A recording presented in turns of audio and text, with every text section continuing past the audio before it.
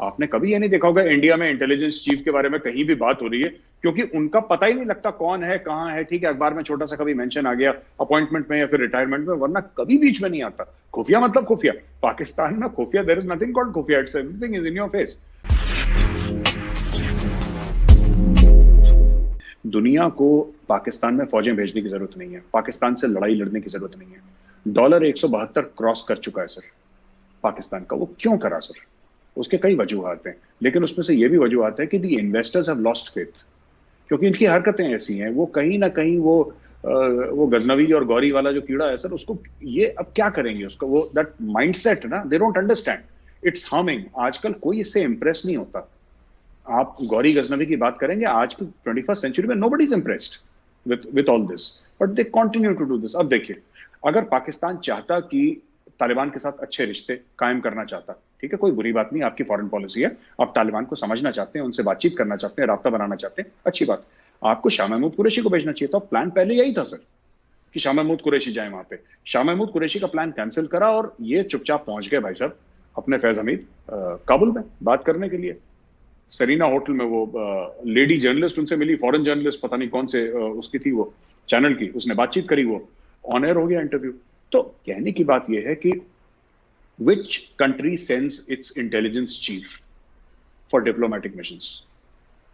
और मुझे यह बात समझ में नहीं आती, अगर आईएसआई खुफिया एजेंसी है तो इतना खुले में काम कैसे करता है? ये खुफिया मतलब खुफिया होता है ना सर, कि किसी को पता ना लगे। इनका तो सबको पता लगता है। वो हर एक अखबार की जीनत भी हैं, वो हर एक अखबार की रौनक भी हैं, उनके बारे में डिस्कशंस भी हो रहे हैं। आपने कभी ये नहीं देखा होगा इंडिया में इंटेलिजेंस चीफ के बारे में कहीं भी बात हो रही है, क्योंकि उनका पता ही नहीं लगता कौन है कहां है। ठीक है, अखबार में छोटा सा कभी मेंशन आ गया अपॉइंटमेंट में या फिर रिटायरमेंट में, वरना कभी बीच में नहीं आता। खुफिया मतलब खुफिया। पाकिस्तान में खुफिया, देयर इज नथिंग कॉल्ड खुफिया, it's everything is in your face. जिसको जो चोट पहुंचाता है उसका नाम लेता है, साफ सीधी बात है। ये पाकिस्तान में सर आयूब खान के टाइम से चल रहा है ये तो। इट्स नॉट कि समथिंग जो कि जब से अंग्रेज गए थे, जो पहले इनके आर्मी को या कमांडर इन चीफ होते थे, जब से वो लोग गए तब से पाकिस्तान में बुरी खबर ही दे रहा है फौज लगातार, और पाकिस्तानियों को ये बता रहा है कि तुम इस खतरे में हो कि तुम्हें हिंदू खा जाएगा, और क्योंकि तुम्हें हिंदू खा जाएगा इसलिए तुम्हें बचाने के लिए हमें डीएचए भी चाहिए, हमें एक्सटेंशन भी चाहिए, हमें बड़े बड़े प्लॉट चाहिए, हमें पैसा चाहिए, हमें 20 अरब डॉलर का फौजी फाउंडेशन भी चाहिए, हमें सब चाहिए। ये सब हमें क्यों चाहिए आखिर? इसलिए नहीं कि हम लालची हैं, इसलिए नहीं कि हम लोग सेल्फिश हैं, इसलिए नहीं कि हमें पैसे की भूख है, इक्तिदार की भूख है, नहीं।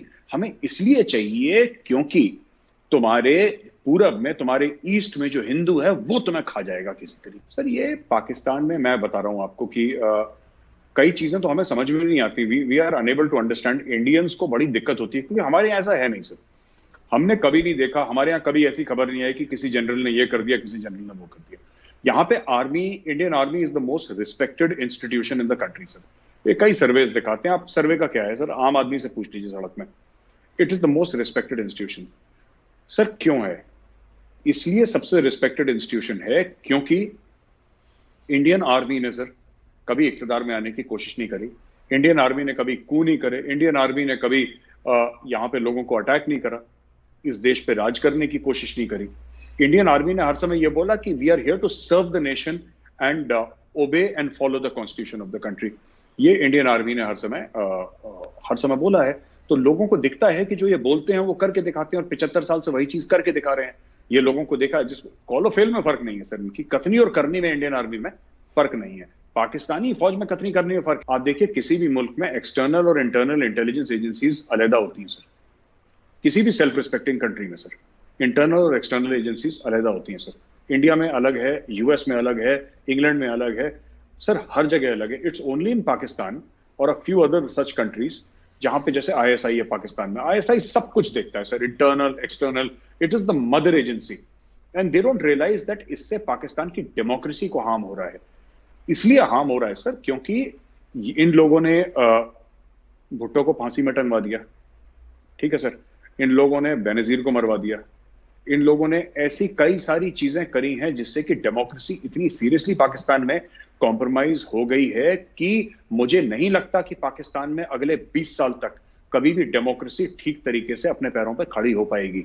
ये अभी जो डेमोक्रेसी सो कॉल्ड पाकिस्तानी सोच रहे हैं कि डेमोक्रेसी है, ये डेमोक्रेसी है ही नहीं, है ही नहीं। कोई भरोसा नहीं करता इस डेमोक्रेसी पे। आप दुनिया में किसी से पूछ लीजिए कि क्या Imran Khan genuinely prime minister है, is he a person in charge? Imran Khan से मिलता कोई नहीं सर, इमरान खान से मिलता कोई नहीं। सीआईए का डायरेक्टर आता है, इमरान खान से नहीं मिलता sir, he does not meet him. और यहां पे अफवाह क्या फैला देते हैं पाकिस्तानी कि खान ने मना कर दिया कि जब तक बाइडेन नहीं मिलेगा तब तक मैं किसी ने से मिलूं। ये ऐसी सर झूठी बातें अपने लोगों को ना, अब ठीक है पढ़े लिखे हैं नहीं, उनको जो चूरन खिला दिया उन्होंने खा लिया सर। सीआईए का डायरेक्टर आया सर, सीआईए का डायरेक्टर को पता है उसके पास लिमिटेड 3-4 घंटे हैं सर, ठीक है, उसके पास और भी काम है, ठीक है। ऐसा तो नहीं कि इमरान खान के साथ बैठ के उसने आलू गोश्त खाना है, उसके पास दुनिया भर का काम है। उसको पता है कि काम कहां से होगा, काम रावलपिंडी से होगा। वो डायरेक्टली रावलपिंडी जाता है, हाथ मिलाता है वहां पे, जो देना दिलाना है, जिसकी बात करनी है करता है, वो वापस आ जाता है। End of story sir, that is how the Americans do business. इनका ये जॉन केरी, क्या नाम था, मैं नाम भूल गया सर, उनका सेक्रेटरी ऑफ स्टेट हुआ करता था, जी जी, if I am John not Kerry, wrong. जी जी जी। हाँ, जॉन केरी। और ये सब इस्लामाबाद जाते हैं सर। ये आजकल नहीं है, ये अमेरिकन को बहुत पहले से पता है। या तो मिलिट्री डिक्टेटर होगा जो कि प्रेसिडेंट है, तब वो उससे मिलते हैं, वरना they always prefer to meet the army chief. वो जो इन्वेस्टमेंट में इंडिया में कहते हैं ना, मोदी जी कहते हैं 1 विंडो क्लियरेंस, कि जो भी इंडिया में इन्वेस्ट करेगा तो उसको 1 विंडो मिलेगी, उसको 10 जगह भागना नहीं पड़ेगा। आप एक बंदे से बात करो, सारा काम आपका करवा देगा, सिंगल विंडो, राइट। तो वही 1 विंडो है पाकिस्तान में, जीएचक्यू रावलपिंडी। 1 विंडो क्लियरेंस वही है। क्यों अपना टाइम वेस्ट करेगा सर बनीगाला में? Why should he waste his time? He has got limited time. और सीधा जाता है जनरल बाजवा को, जनरल साहब मैं आ रहा हूं, वहां पे खाना शाना खाया, डील वील साइन करी, अपनी हाथ मिलाया, फ्लाइट पकड़ी, वापस, दैट्स इट सर। कोई ऐसा भारतीय मीडिया या भारतीय सरकार इसको सीरियस समझती है, इस तब्दीली को अपने लिए कोई थ्रेट समझती है, या पाकिस्तान अब थ्रेट सिरे से रहा ही नहीं भारत के लिए? आप कैसे देखते हैं सूरत हाल को? सर मुझे नहीं लगता कि ये नए आईएसआई जो जनरल नदीम है वो कोई थ्रेट है, या आईएसआई कोई थ्रेट है। इन्होंने जो करना था सर, अपने बुरे से बुरा इन्होंने कर लिया, ठीक है। अभी क्या करेंगे सर? ये करेंगे क्या? हर जगह इन्होंने जंग लड़के देख ली, उसमें कामयाब नहीं हुए, ठीक है। ये चाहे अपना वो 1965 की जंग के अपने बजाएं, जो इन्होंने ढोल नगाड़े बजाने हैं झूठे कि हमने ये कर दिया, लाहौर बचा लिया। लाहौर तो इनका बचा बचाया था सर, लाहौर इनका बचा बचाया था। जनरल आयूब के जो जनरल आयूब के जो मेमोयर्स हैं, आप वो पढ़िए। जनरल आयूब क्या कहते हैं? दे अटैक्ड अखनूर सर, उन्होंने टैंक दौड़ा दिया हमारे अखनूर के ऊपर, हमने अलग जगह अटैक कर लिया। फिर ये कहते हैं हमने लाहौर बचा लिया। अरे तुम ना अखनूर आते ना हम लाहौर जाते, वो तो बचा बचाया था। तो उसका पता नहीं सेलिब्रेट करते हैं 5 और 3 फरवरी, पता नहीं कब 4 को क्या करते हैं सर। ये एक तो ये चीज सर। दूसरी चीज ये है ना कि एक माइंडसेट है, एक माइंडसेट है पाकिस्तानी आर्मी का कि हम ये कर लेंगे, ये हमारा चमड़े का सिक्का चल जाएगा।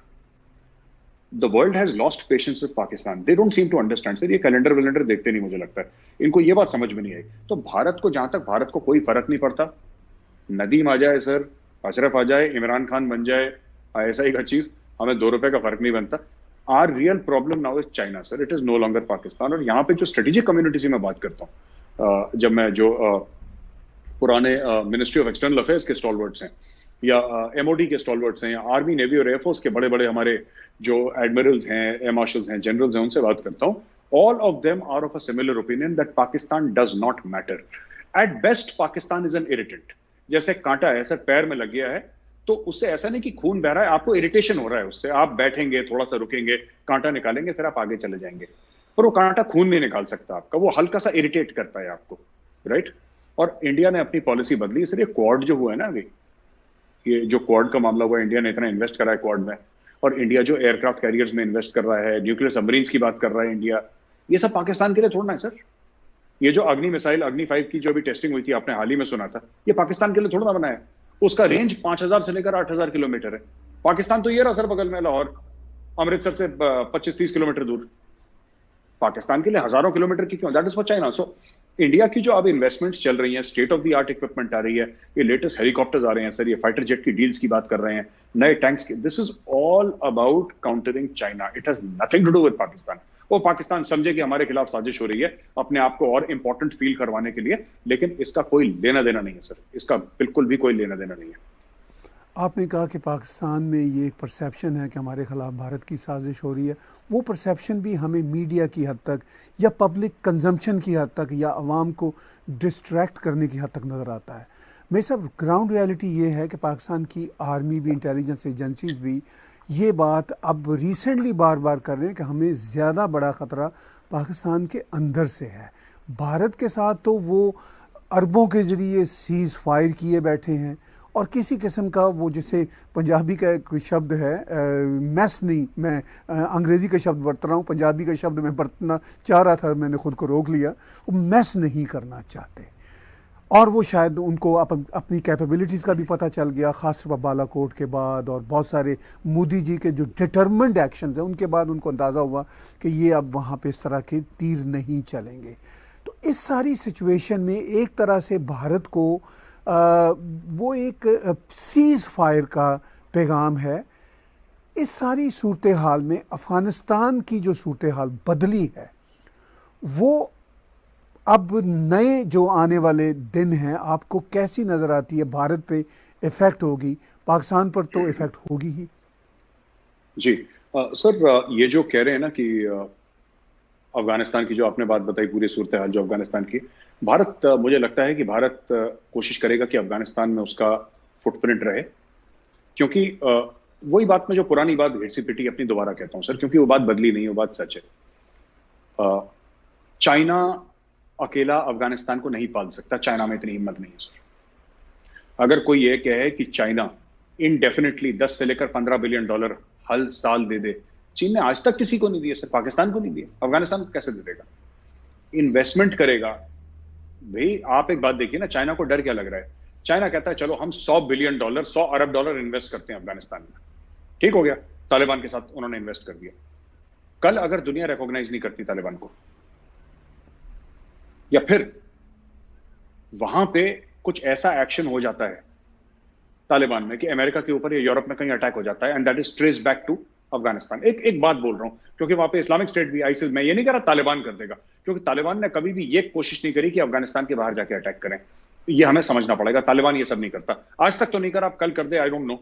अच्छा, वहां पे आईसिस पड़ी हुई है, ठीक है, दाइश की और भी चीजें हैं वहां पे, राइट, वहां पे अलकायदा भी है, वहां पे सब है। अगर कल ये, अब तालिबान तो यही कह रहा है ना कि पूरे अफगानिस्तान के हम मालिक हैं, यही कह रहा है। कल अगर अफगानिस्तान के सॉइल से एक अटैक प्लान होता है, वो अफगानिस्तान में ट्रेस होता है, और इसके बीच में, मैं कह रहा हूं आज से 5 साल के बाद होता है, 5 साल के बाद होता है, और तब तक 50 बिलियन या 100 बिलियन डॉलर चाइनीज अपने लगा चुके हैं इंफ्रास्ट्रक्चर प्रोजेक्ट्स में, और ये फिर से भगवान ना करे, 100 बार मैं कह रहा हूं भगवान ना करे, अगर फिर से जहाज बिल्डिंग के अंदर जाता है अमेरिका में, अमेरिका फिर से आएगा सर, फिर से आएगा खून का बदला लेने के लिए, और तब ये चाइनीज प्रोजेक्ट्स कहां पे जाएंगे? तो चाइनीज भी बड़े सोच समझ के फूंक फूंक के कदम रख रहे हैं कि यार इसमें मामला क्या है, इसमें हमें करना क्या है, क्या ये, देखिए कंट्रोल्ड कियोस जिसको कहते हैं ना सर, कंट्रोल्ड कियोस, वो चाइनीज करने की कोशिश करेंगे। जहां तक इंडियंस की बात है, इंडियंस की भी वेट एंड वॉच की पॉलिसी है, और इंडियंस भी एक बात ये समझ रहे हैं कि अफगानिस्तान में हमारा फुटप्रिंट चाहिए। अफगानियों को अगर वहां पे तालिबान को अगर किसी प्रोजेक्ट के लिए पैसा चाहिए तो कौन देगा सर? ये मिक्स एंड मैच होना पड़ेगा। It cannot be China alone, China अकेले कर ही नहीं सकता। ये पाकिस्तानियों को गलतफहमी है चाइना के चेकबुक के बारे में कि बहुत बड़ी चेकबुक, बड़ी है चेकबुक, लेकिन अनलिमिटेड चेकबुक नहीं है।